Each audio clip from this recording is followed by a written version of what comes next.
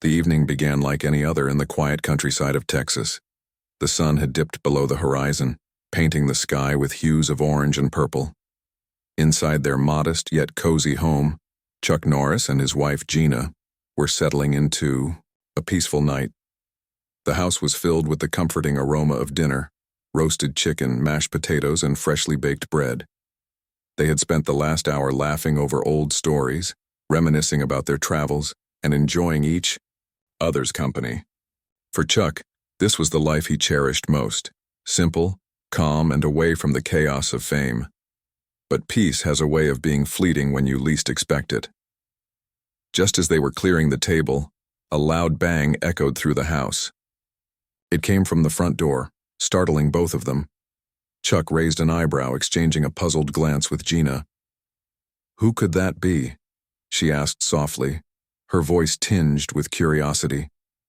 Before either of them could react, another knock followed, this time louder, more insistent. Then came the unmistakable sound of boots stomping outside, accompanied by muffled voices shouting commands. Chuck frowned, his instincts kicking in. Something wasn't right. He walked toward the door cautiously, motioning for Gina to stay behind him. As he reached the entrance, the world outside erupted into organized chaos. Bright spotlights blinded him through the windows, and the unmistakable silhouette of armed figures surrounded the house. A megaphone crackled to life, its metallic voice booming through the stillness of the night. "This is the SWAT team. Open the door immediately," Gina gasped, clutching the back of Chuck's shirt. "What's going on? Why are they here?" she whispered, her voice trembling. Chuck didn't answer. Instead, he held up his hands in a gesture of surrender and slowly unlocked the door. He opened it just wide enough to peer outside, squinting against the harsh glare of floodlights. "We're unarmed," he called out calmly. "Can someone tell me what this is about?" Before anyone could respond, the situation escalated rapidly. One officer stepped forward, his weapon trained on Chuck. "Step aside, sir. We have a warrant to search your property." Another officer pushed past Chuck without waiting for permission, barging into the house with urgency. Gina instinctively moved closer to her husband, her eyes wide with fear. "Chuck, what's happening?" she murmured again, her voice barely audible over the commotion. It was then that everything went horribly wrong. As Gina tried to step forward to ask questions, one of the officers misinterpreted her movement as a threat.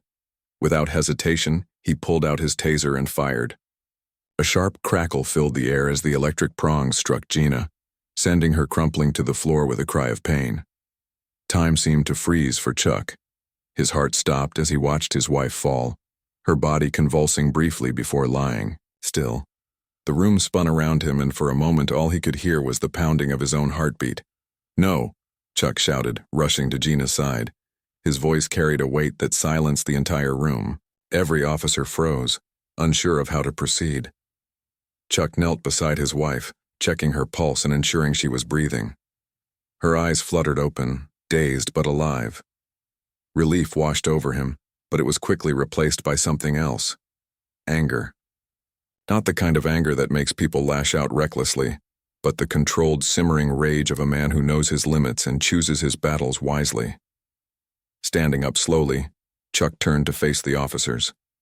His jaw was clenched, his fists balled tightly at his sides. Despite the weapons pointed at him, despite the overwhelming odds stacked against him, there was an undeniable aura of authority radiating from him. Years of discipline, training, and experience had prepared him for moments like this, not just physically but mentally. And now, standing in his own home, watching his wife suffer because of a misunderstanding, he felt every ounce of that preparation surge within him. For a brief moment, no one spoke. The tension in the air was palpable, thick enough to cut with a knife. The SWAT team, once confident and assertive, now seemed uncertain. Some glanced nervously at their leader, seeking guidance. Others tightened their grips on their weapons, though none dared to take another step forward. In that instant, Chuck Norris wasn't just a retired actor or a martial arts legend. He was a force of nature, and everyone in that room knew it. Chuck took a deep breath, steadying himself. His eyes scanned the faces of the officers surrounding him. Most avoided his gaze, unable to meet the intensity in his stare. Finally, he spoke, not loudly, not aggressively, but with a calmness that somehow made his words even more powerful. 5 simple words left his lips, cutting through the silence like a blade. Words so potent, so charged with meaning, that they would later become the stuff of legends. And in that moment, the entire SWAT team froze. Not out of obedience, but out of sheer unexplainable awe. As the room fell silent, the weight of Chuck Norris's presence seemed to grow heavier with each passing second. The SWAT team, once a well-oiled machine of precision and authority, now stood immobilized, both physically and mentally. It wasn't just fear that gripped them. It was something deeper, almost primal. They had heard stories about Chuck Norris, of course. Everyone had. His name was synonymous with strength, discipline, and an almost mythical aura that transcended reality. But none of them expected to feel it firsthand, especially not in this situation. Chuck remained calm, his focus unwavering. He knelt beside Gina once more, gently helping her sit up. Her breathing was shallow, but she managed a weak smile when their eyes met. "I'm okay," she whispered, though her voice betrayed the shock she was still processing. Chuck nodded, offering her a reassuring squeeze on the hand before standing again. This time, however, his demeanor shifted subtly. There was no anger in his expression, only resolve. Resolve to protect his wife, to understand what had brought these armed men into his home, and to make sure nothing like this ever happened again. The SWAT commander, a grizzled veteran named Captain Harris, finally stepped forward. His face was pale, beads of sweat forming on his forehead despite the cool night air. He cleared his throat awkwardly, trying to regain some semblance of control over the situation. "Sir," he began, his voice trembling slightly, "we received a credible tip about illegal weapons being stored here. We're just doing our job." Chuck turned to face him, his piercing gaze locking onto the captain's eyes. For a moment, Harris felt as though he were staring into the soul of a man who had seen far more than most people could comprehend. "A tip?" Chuck replied, his tone measured but firm. "You stormed my house, tased my wife, and pointed guns at us because of a tip." The question hung in the air, heavy and unanswerable. Harris opened his mouth to respond but found himself hesitating. How could he explain the decision to send a full tactical unit based solely on an anonymous phone call? Especially when the man standing before him wasn't just any civilian. He was Chuck Norris, a living legend, someone whose reputation commanded respect even from those who didn't believe in legends. Before Harris could stammer out a response, Chuck continued. "Let me tell you something," he said, his voice low but carrying enough authority to silence the entire room. "I've spent my life protecting people. I've served my country, trained harder than most will ever know, and dedicated myself to making the world a better place. And tonight, you walked into my home with no evidence, no probable cause, and attacked my family." His words weren't loud, but they landed like hammer blows. Each sentence carried the weight of truth, forcing the officers to confront the gravity of their actions. Some shifted uncomfortably, avoiding eye contact. Others glanced at their boots, unable to bear the intensity of Chuck's stare. Even Harris, who had decades of experience leading high-stakes operations, felt a chill run down his spine. This wasn't just a complaint, it was a reckoning. But then came the moment that would later be recounted in hushed tones, shared among friends and strangers alike as proof of Chuck Norris's legendary status. After a brief pause, Chuck leaned forward slightly, his voice dropping to a near whisper. "You don't know who I am," he said, enunciating each word with deliberate clarity. The effect was immediate and inexplicable. Every single member of the SWAT team froze mid-motion, as if struck by an invisible force. One officer's finger hovered above the trigger of his rifle, unable to move. Another stood rooted to the spot, his arms trembling as he tried, and failed to, lower his weapon. Even Harris, the seasoned commander, found himself paralyzed, his mind racing to process what was happening. Was it psychological? Had Chuck somehow tapped into their deepest fears? Or was there something else at play, something beyond human understanding? For nearly 30 seconds, the room remained eerily still. The only sounds were the faint hum of the floodlights outside and the ragged breaths of the officers struggling to break free from whatever held them captive. Finally, one young recruit broke the spell. Dropping to his knees, he muttered, "We made a mistake. We shouldn't have come here." His voice cracked under the pressure, and tears welled up in his eyes. Within moments, others followed suit, lowering their weapons and stepping back as if waking from a trance. Chuck watched all of this unfold without saying another word. He didn't need to. His message had been delivered loud and clear. Slowly, he turned his attention back to Gina, ensuring she was stable enough to stand. She clung to him, her body still shaky from the effects of the taser, but her spirit unbroken. Together they moved to the couch where Chuck helped her sit down. He draped a blanket over her shoulders, murmuring softly, "It's going to be okay." Meanwhile, the SWAT team scrambled to regroup. Harris barked orders, though his voice lacked its usual confidence. "Stand down! Lower your weapons!" he shouted, desperate to restore order. Gradually, the officers complied, holstering their firearms and backing away from the couple. The tension in the room began to dissipate, replaced by a collective sense of shame and disbelief. As the initial chaos subsided, Chuck addressed the team once more. This time his tone was calmer, almost sympathetic. "Look," he said, gesturing toward Gina. "My wife is hurt. We're unarmed, and we've done nothing wrong. If you want to search the house, fine, do your job, but let's do it the right way from now on." Harris nodded vigorously, eager to salvage whatever dignity he could. "Yes, sir. Of course, sir. We'll proceed carefully." He signaled for 2 officers to assist Gina, offering medical attention while the rest conducted a thorough but respectful sweep of the property. Predictably, they found nothing, not a single weapon, illegal or otherwise. The anonymous tip, it seemed, had been nothing more than a cruel prank designed to disrupt the lives of 2 innocent people. By the time the raid concluded, the sun was beginning to rise, casting soft golden light through the windows. The SWAT team packed up their gear in silence, avoiding eye contact with Chuck and Gina as they prepared to leave. Before exiting the house, Harris approached Chuck one final time. "Mr. Norris," he said, his voice thick with regret, "on behalf of my team, I apologize. This never should have happened." Chuck studied him for a long moment before nodding curtly. "Make sure it doesn't happen to anyone else," he replied simply. With that, Harris retreated, leaving the couple alone in the quiet aftermath of the ordeal. As the sound of engines faded into the distance, Chuck sat beside Gina, holding her hand tightly. Neither of them spoke right away, content to simply breathe and process everything that had transpired. Eventually, Gina broke the silence with a small laugh.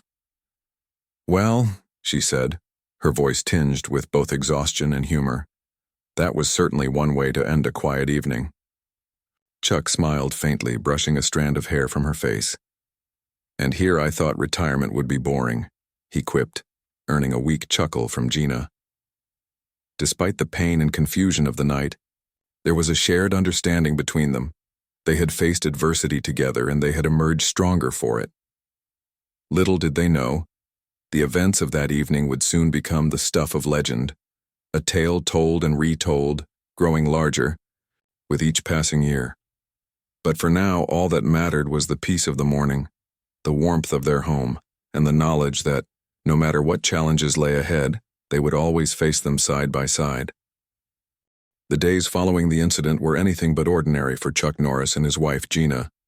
News of the botched SWAT raid spread like wildfire, fueled by whispers, speculation, and a growing sense of outrage from fans and onlookers alike. What started as a local story quickly escalated into a national sensation. Reporters descended upon their quiet Texas neighborhood, eager to uncover every detail of what had happened that fateful night. For Chuck and Gina, it was both overwhelming and surreal, a stark contrast to the peaceful life they had worked so hard to build. At first, the couple tried to keep a low profile. Neither of them wanted to relive the trauma or turn their home into a media circus. but avoiding attention proved impossible. Footage from the officers' body cameras began surfacing online, showing glimpses of the chaotic scene inside the house. The video clips were grainy, but one thing stood out clearly: the moment when Chuck Norris spoke those 5 chilling words. Viewers watched in awe as the SWAT team froze mid-action, their movements halting as though an invisible hand had pressed pause on reality itself. Social media erupted with reactions ranging from disbelief to outright reverence. Did he hypnotize them? Is this some kind of superhuman power? No wonder they call him a legend. Theories abounded, each more outlandish than the last. Some claimed Chuck's martial arts training had unlocked hidden abilities, allowing him to manipulate energy fields or even minds. Others joked about his famous internet memes coming to life, suggesting that the SWAT team had been struck by the sheer force of Chuck's legendary status. While much of the chatter leaned toward humor, there was also a serious undertone. People couldn't help but wonder, was there something more to this man than met the eye? Amid the whirlwind of speculation, local authorities launched an internal investigation into the raid. Captain Harris, the SWAT commander who had led the operation, found himself at the center of the storm. His decision to act on an anonymous tip without proper verification was heavily scrutinized. During interviews, he admitted that the situation had spiraled out of control faster than anyone anticipated. "We underestimated Mr. Norris," he confessed during a press conference. "Not just his physical presence, but his aura. It's hard to explain unless you were there." That admission only added fuel to the fire. Critics argued that the entire debacle could have been avoided if basic protocols had been followed. Anonymous tips, after all, were notoriously unreliable. Why had such extreme measures been taken based solely on hearsay? And why hadn't the team exercised greater restraint when dealing with a civilian couple, especially one as well-known and respected as Chuck and Gina? As the investigation unfolded, details about the tipster emerged. Authorities traced the call back to a neighbor named Dale Harper, a man with a long-standing grudge against Chuck. Years earlier, Harper had accused Chuck of encroaching on his property line during a minor boundary dispute. Though the matter was resolved amicably through legal channels, Harper apparently harbored resentment. In a fit of spite, he fabricated the story about illegal weapons, hoping to cause trouble for the Norris family. When confronted by investigators, Harper initially denied involvement, but eventually broke down, confessing to his role in the ordeal. While the revelation provided clarity, it did little to quell the public's fascination with Chuck's part in the events. People were captivated not just by the circumstances surrounding the raid, but by how Chuck had handled himself under pressure. Videos of the incident continued to circulate, dissected frame by frame. Analysts pointed out subtle nuances in Chuck's behavior. The way he maintained composure despite the chaos, the steely resolve in his eyes, and, of course, the enigmatic 5 words that seemed to stop time itself. For many, the phrase became a symbol of quiet strength and unshakable confidence. Memes flooded social media, depicting Chuck delivering the line in various dramatic scenarios: calming a roaring lion, halting a runaway train, even silencing rowdy aliens bent on world domination. Comedians incorporated it into their routines, while motivational speakers cited it as proof of the power of conviction. Even schools used it as a teaching moment, encouraging students to reflect on the importance of standing firm in the face of adversity. Chuck, for his part, remained remarkably grounded throughout the frenzy. He declined numerous interview requests, choosing instead to focus on supporting Gina as she recovered from the taser incident. Though physically fine, she struggled with lingering anxiety, finding herself startled by sudden noises or unexpected visitors. Chuck stayed by her side, offering comfort and reassurance whenever she needed it. Together, they attended therapy sessions, learning coping mechanisms to deal with the emotional toll of the experience. Despite his reluctance to engage with the media, Chuck recognized an opportunity to turn the spotlight into something positive. He began speaking out, not about the raid itself, but about broader issues related to law enforcement accountability and community trust. At a town hall meeting organized by local leaders, he addressed a packed auditorium, sharing his thoughts on the importance of transparency and communication between police forces and the public. "I understand the challenges officers face every day," he said, his voice steady and sincere. "But mistakes like this erode trust. We need systems in place to prevent them, and we need consequences when they happen anyway." His speech resonated deeply with the audience, earning applause and sparking meaningful conversations.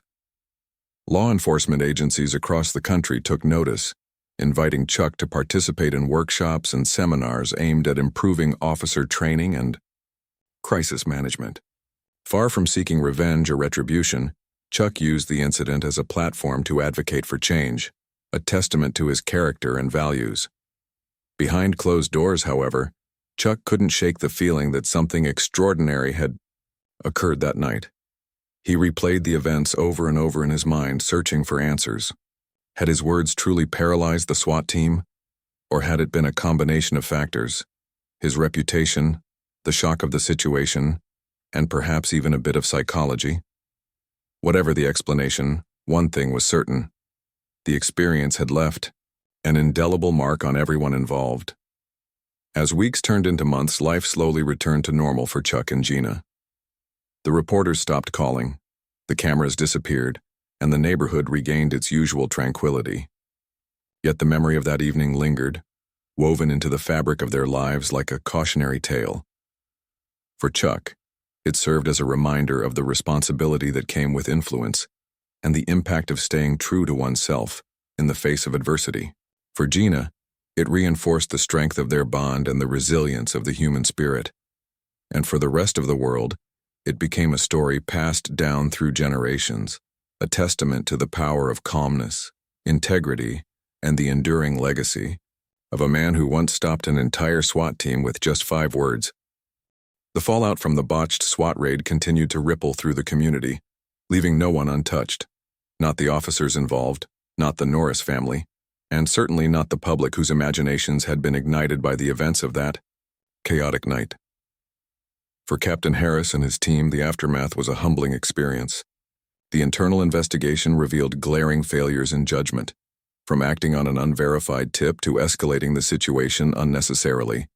While no criminal charges were filed against the officers, disciplinary actions were taken. Several members of the SWAT team were reassigned to desk duties, and Harris himself faced a formal reprimand that effectively ended his career as a field commander. But the professional consequences paled in comparison to the emotional toll the incident took on the officers. Many of them struggled to come to terms with what had happened, both their own actions and the inexplicable moment when they froze under Chuck's gaze. Some sought counseling to process the trauma, while others avoided talking about it altogether. Rumors circulated within the department that several officers had requested transfers or even early retirement, unable to shake the memory of standing in that living room, weapons drawn, only to be rendered powerless by a man who seemed larger than life. For Gina Norris, recovery was a slow and challenging process. Physically, she healed quickly. The taser had left only minor burns and bruises that faded with time. Emotionally, however, the scars ran deeper. She found herself startled by loud noises, a car backfiring, a door slamming shut, and became uneasy around strangers. Even routine tasks like grocery shopping felt overwhelming at times, but Gina refused to let fear define her. With Chuck's unwavering support, she began attending therapy sessions to work through the lingering anxiety.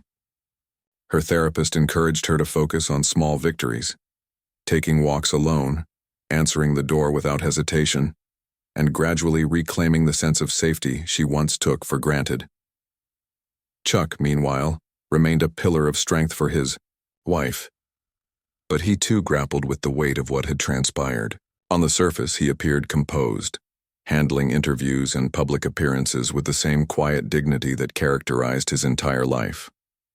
Beneath the calm exterior, however, he wrestled with questions he couldn't answer. What had caused the SWAT team to freeze so completely? Was it merely the power of suggestion, their preconceived notions about him colliding with the reality of facing him in person? Or was there something more profound at play, something beyond human comprehension.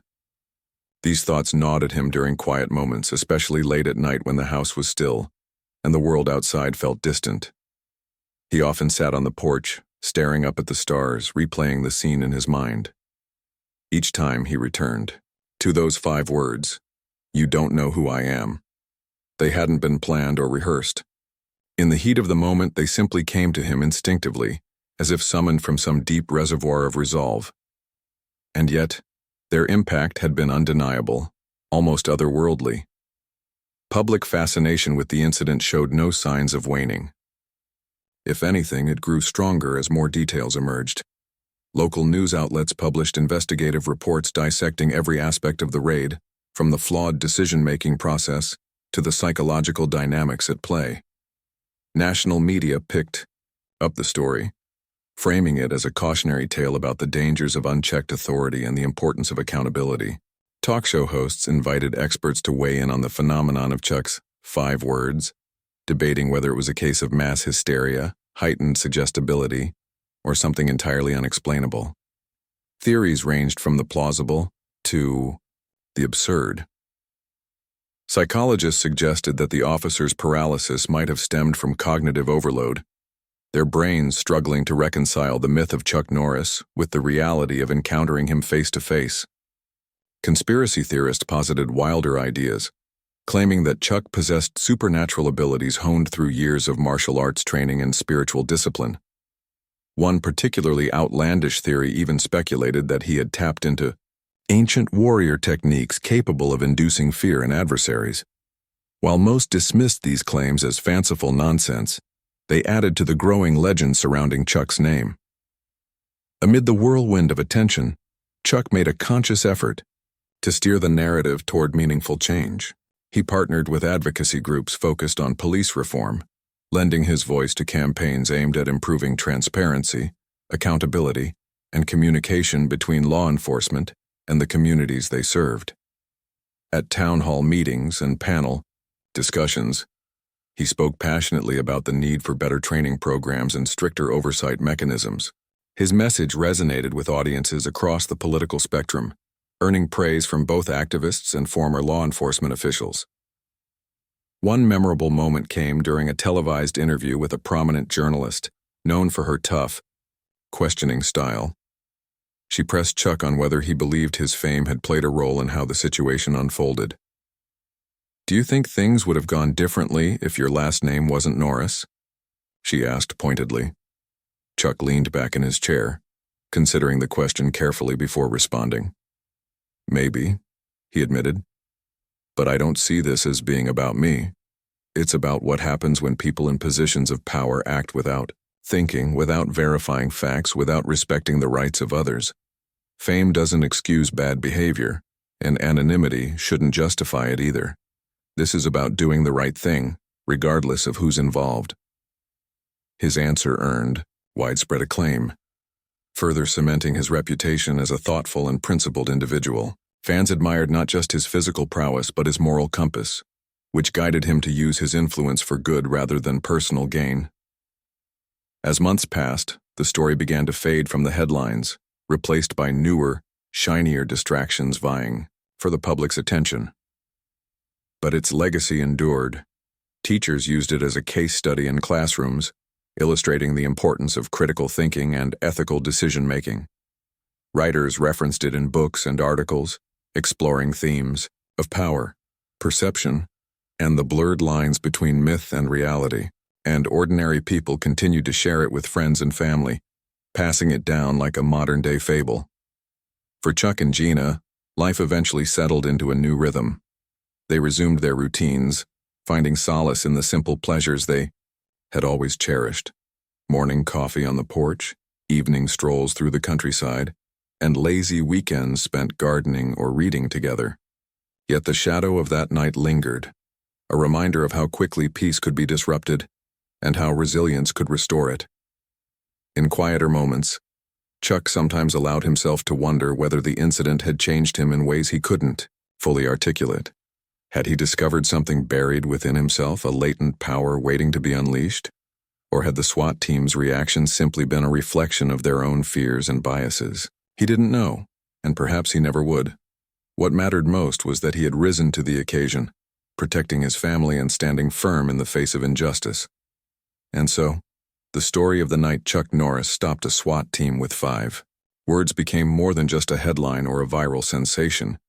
It became a testament to the enduring power of integrity, courage, and the indomitable human spirit. A story told not just to entertain, but to inspire. As the dust settled from the whirlwind of media coverage and public fascination, the story of Chuck Norris and the SWAT raid began to take on a life of its own. It wasn't just a tale of mistaken identity or overzealous law enforcement anymore. It had evolved into something far greater, a modern myth that blurred the line between reality and legend. People weren't content with the facts alone. They wanted to believe in something extraordinary, something that transcended the mundane details of an anonymous tip and a botched operation. And so, theories about what truly happened inside that Texas home grew wilder and more elaborate with each retelling. One of the most popular theories centered around the idea that Chuck Norris's years of martial arts mastery had unlocked hidden abilities within him. Proponents of this theory pointed to ancient practices like chi cultivation and meditation, claiming that such disciplines could grant practitioners control over energy fields, or even influence the minds of others. They argued that Chuck's calm demeanor during the raid was evidence of someone who had achieved mastery, not just of his body but of his surroundings. He didn't need to raise his voice, one self-proclaimed expert declared in a YouTube video that garnered millions of views. His presence alone was enough to disrupt their focus. Others took a more scientific approach, suggesting that psychology played a key role in the officers' reaction. They cited studies on authority figures and the power of suggestion, arguing that Chuck's reputation as a larger-than-life figure primed the SWAT team to freeze under pressure. In essence, they believed the officers were victims of their own expectations, so conditioned by decades of Chuck Norris jokes and memes that they couldn't help but see him as invincible. When he spoke those 5 words, it triggered a collective mental shutdown, leaving them paralyzed by awe or fear. But perhaps the most intriguing and controversial theory came from conspiracy enthusiasts who claimed that Chuck possessed supernatural powers. These believers drew connections between Chuck's real-life persona and his fictional roles in action movies, where he routinely performed feats beyond human capability. To them, the events of that night were proof that the line between fiction and reality had blurred. Not because of Hollywood magic, but because Chuck himself was somehow tapping into forces beyond comprehension. Some went so far as to speculate that he had made a pact with mysterious entities, trading secrets of strength and wisdom for unparalleled abilities. Others whispered about ancient incantations or secret rituals passed down through generations of warriors.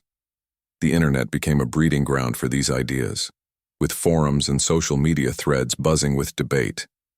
Memes proliferated depicting Chuck using his powers to stop hurricanes, negotiate peace treaties, or single-handedly solve global crises. One particularly viral image showed him standing atop Mount Everest, arms crossed, with the caption, "Even nature knows not to mess," with Chuck Norris. The humor masked a deeper truth. People wanted to believe in heroes, especially ones who embodied strength, resilience, and justice. Chuck himself remained largely silent about the speculation, choosing instead to focus on the tangible impact of the incident. He continued his advocacy work, traveling across the country to speak at conferences and workshops about police reform and community relations. His speeches often included lighthearted references to the raid, eliciting laughter from audiences, eager to hear his thoughts on the matter. "I've been called a lot of things in my life," he joked during one event, "but I never expected mind controller to make the list." Despite his good-natured approach, Chuck couldn't ignore the way the story had taken on a mythical quality. Everywhere he went, people approached him with wide-eyed curiosity, asking if there was any truth to the rumors. Some asked earnest questions, hoping for insight into how they could cultivate similar strength or confidence. Others simply wanted confirmation that the legends were real, that Chuck Norris really did possess powers beyond mortal understanding. He handled these interactions with grace, deflecting attention back to the importance of integrity and hard work. "If you want to be strong," he told one fan during a book signing, "start by being kind. That's where true power comes from." For Gina, the ongoing fascination with her husband's role in the incident was both amusing and surreal. She had always known Chuck was special, not because of his fame or accomplishments, but because of the quiet strength and compassion he brought to every aspect of their lives. Now, seeing the world project its hopes and fears onto him felt almost surreal. At times, she found herself laughing at the absurdity of it all, the memes, the theories, the endless stream of jokes. Other times, she felt protective, worried that the constant scrutiny might overshadow the real lessons of the story. Together, the couple navigated this strange new chapter with humility and humor. They embraced the positive aspects of the attention, using it to amplify their message of kindness, accountability, and perseverance. But they also set boundaries, refusing to let the spectacle consume their lives. For them, the heart of the story wasn't about Chuck's supposed powers or the SWAT team's inexplicable reaction. It was about standing up for what was right, even when the odds seemed insurmountable. As the years passed, the incident became part of the cultural fabric, referenced in everything from late-night talk shows to academic papers. Teachers used it as a case study in leadership courses, while motivational speakers cited it as proof that confidence and conviction could change the course of events. Even law enforcement agencies began incorporating elements of the story into training programs, emphasizing the importance of de-escalation and critical thinking in high-pressure situations. Yet, despite its widespread recognition, the story retained an air of mystery. No amount of analysis or speculation could fully explain why the SWAT team froze that night, or why Chuck's words carried such weight. Maybe it was a combination of factors: his reputation, his composure, and the unique circumstances of the moment. Or maybe, just maybe, there was something unexplainable at play, a spark of greatness that defied logic and reason. Whatever the truth, one thing was certain: the legacy of that night would endure, passed down through generations as a reminder of the power of belief. Whether viewed as a cautionary tale, an inspirational account, or a mythical saga, the story of Chuck Norris and the 5 words that stopped a SWAT team captured the imagination of millions. It proved that sometimes the most extraordinary moments aren't defined by superhuman abilities or supernatural forces, but by the quiet strength of a man who refused to back down, no matter the challenge. In the years that followed, the story of Chuck Norris and the SWAT raid became more than just a tale. It became a symbol of resilience, integrity, and the enduring power of standing firm in the face of adversity. For Chuck and Gina, life eventually returned to its quiet rhythm, but the ripple effects of that fateful night continued to shape their world, and the world around them, in profound ways.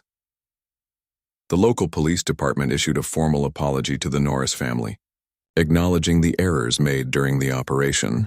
The anonymous tipster, Dale Harper, faced legal consequences for filing a false report, including fines and mandatory community service. While justice was served in a technical sense, the incident left an indelible mark on everyone involved. Captain Harris, once a respected leader, retired early, citing stress and a desire to spend more time with his family. Many of the officers who participated in the raid found themselves questioning their careers, some leaving law enforcement altogether. It was a sobering reminder of how quickly trust could be broken and how difficult it was to rebuild. For Chuck, forgiveness came naturally. He had no interest in holding grudges or seeking revenge. Instead, he chose to channel his energy into creating positive change. His advocacy work gained momentum as he partnered with organizations dedicated to improving police-community relations. He traveled across the country, speaking at conferences, town halls, and schools about the importance of accountability, empathy, and mutual respect. His message resonated deeply because it wasn't delivered from a place of anger or blame. It came from someone who had lived through the consequences of systemic failures and emerged stronger for it. One of the most memorable moments of this journey occurred during a visit to a youth center in Chicago. A group of teenagers, many of whom had grown up in neighborhoods plagued by tension between residents and law enforcement, listened intently as Chuck shared his story. When asked what they should do if they ever found themselves in a similar situation, Chuck's response was simple yet powerful. Stay calm, stay true to yourself, and remember that your voice matters.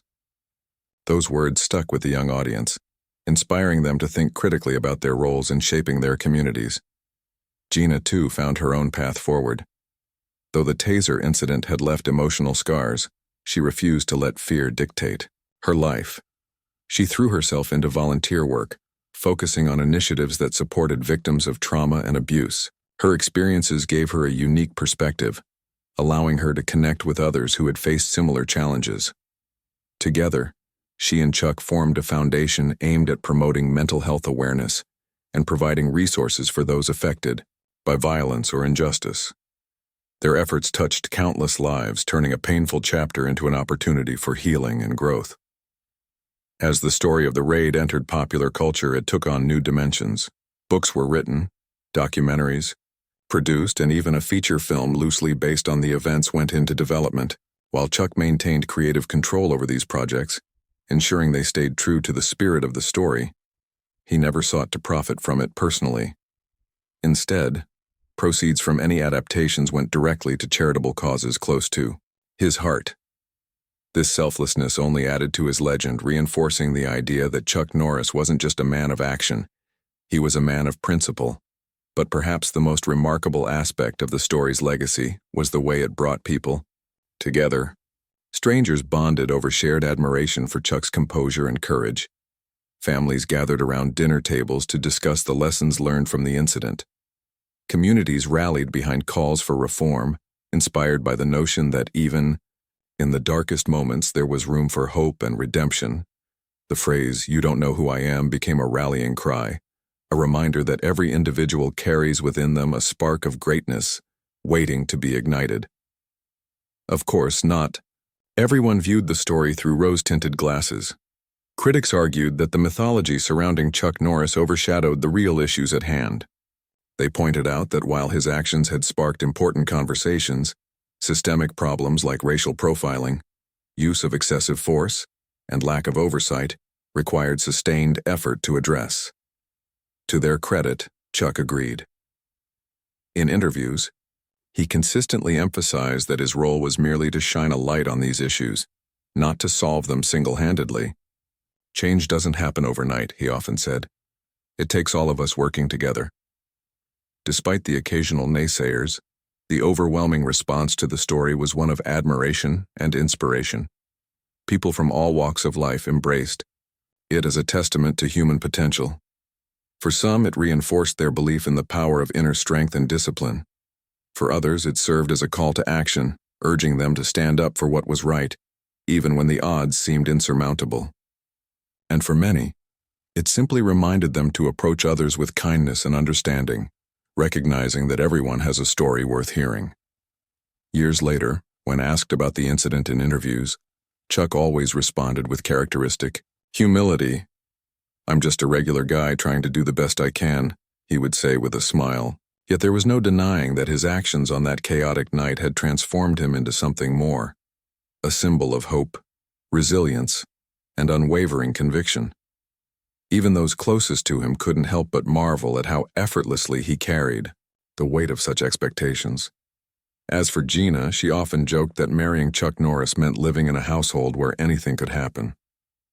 But beneath the humor lay a deep appreciation for the man she had stood beside through thick and thin. Together they proved that love, trust, and perseverance could overcome even the most daunting challenges. In the end, the story of Chuck Norris and the SWAT team became more than just a moment in time. It became a timeless lesson. It taught us that legends aren't born. They're made through acts of courage, compassion, and unwavering determination. It reminded us that heroes don't always wear capes. They sometimes walk among us, quietly making the world a better place. And it showed us that 5 simple words, spoken with clarity and purpose, could leave an impact far greater than anyone could have imagined. So, whether whispered in awe or recounted with laughter, the tale endured, a beacon of inspiration for generations to come. After all, who else but Chuck Norris could stop a SWAT team cold, then turn the entire ordeal into a catalyst for change?